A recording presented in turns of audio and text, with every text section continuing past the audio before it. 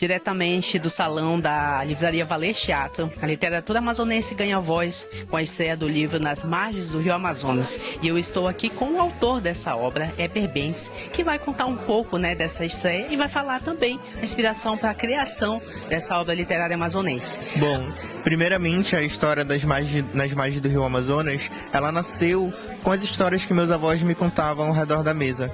Eles vieram do Baixo Amazonas, cresceram e viveram a maior parte da vida no interior, rodeado pela floresta, nas margens do rio. Então eles tinham um repertório de histórias riquíssimo. E eu cresci ouvindo essas histórias. Essas histórias foram a verdadeira fonte de inspiração para esse livro. Nas Margens do Rio Amazonas é uma coletânea de contos que se passa no Baixo Amazonas também.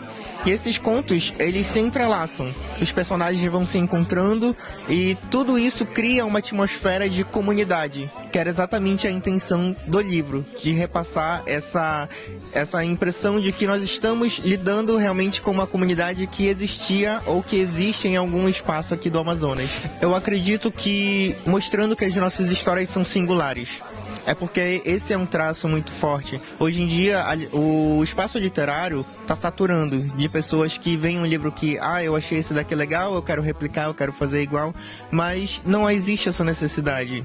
Nossas histórias, não digo apenas da região norte, mas do Brasil inteiro, apresentam uma pluralidade enorme. Então, nós temos essa singularidade. Eu acredito que os leitores brasileiros, os leitores nacionais, precisam redescobrir que nós fazemos boa literatura, que nós conseguimos nos igualar ou até ser tão bom quanto os escritores lá de fora.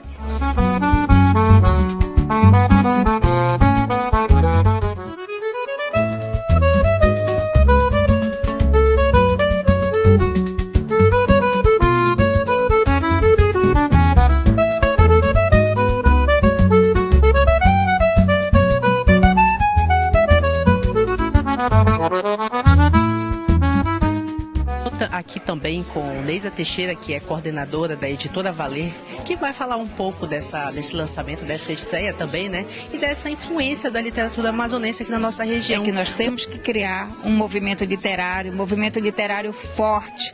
E o Heber Bentes, enquanto ali falava, disse uma coisa assim que acendeu ainda mais essa luz, que foi um realismo fantástico, singular, que é o nosso. Então nós temos todos os elementos para criar ou fortalecer uma literatura peculiar, uma literatura própria.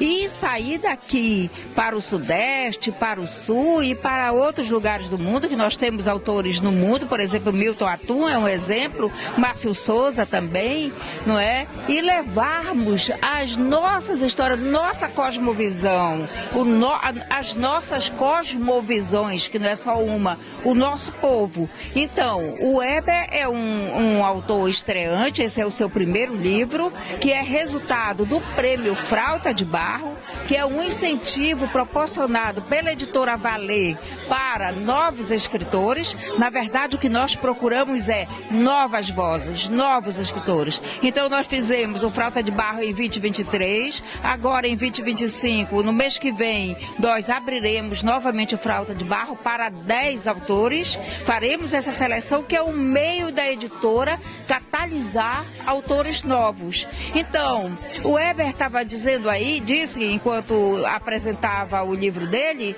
que ele é um leitor de fantasia, que ele lê bastante. E eu digo para quem desejar ser escritor. Um escritor às vezes lê 10 livros para escrever 2 parágrafos. O escritor muito mais lê do que escreve. Então, se quer escrever, leia.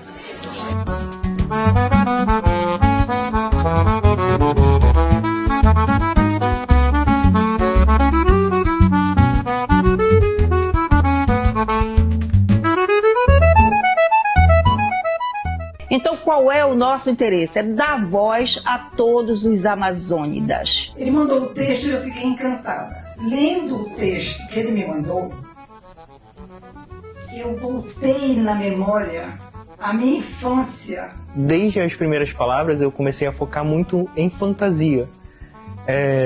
Minha mãe lia muito para mim durante a infância Então, eu sempre cresci com essa imaginação que puxava para algo sobrenatural, algo mágico, e foi crescendo com os meus avós, ouvindo as histórias do Baixo Amazonas, que eu tive esse contato com o que eu vou chamar de o nosso realismo mágico. Porque, querendo ou não, as histórias sobrenaturais, as histórias sobre as criaturas que vivem nos rios, nas florestas, são coisas que os nossos povos acreditam. E de tanto escutar e crescer ouvindo tudo isso, eu também acredito. Nós precisamos de duas coisas essenciais. A primeira delas é oportunidade. E o Frauta de Barro foi uma oportunidade incrível, não só para mim, como para inúmeros escritores. E a segunda coisa que eu acredito que seja muito importante, a minha família. Faço minhas as palavras de milhões de brasileiros, né? Eu não estaria aqui se não fosse pela minha mãe.